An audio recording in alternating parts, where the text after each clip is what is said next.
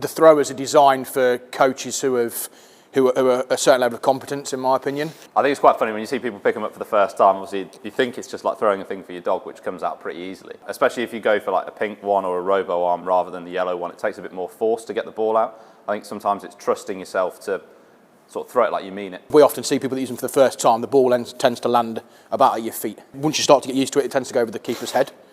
And the general rule we say with these is you have to be aiming a lot fuller than what you think where you think it's going to go.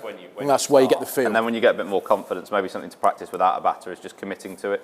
So, like I said, throwing it with appropriate pace, like you mean it. Because if you try and hold it back at all, that's generally when it lands short with the stiffer ones. To get to a certain point where you're competent in where the ball's landing is sort of one thing, and I reckon you could probably get there in a day. I think the difficulty started to come between sort of changing between them. If you're throwing good pace at a batter and then you want to practice medium pace with the keeper up and you have to change back to the yellow one, obviously there's a different flex, and a lot of it's about feel. In terms of sort of moving the ball around, swinging it, spinning it, probably something that's developed over a couple of years. Just from a safety point of view, I know it's sort of personal preference depending on who you're working with, whether you wear a mitt or not.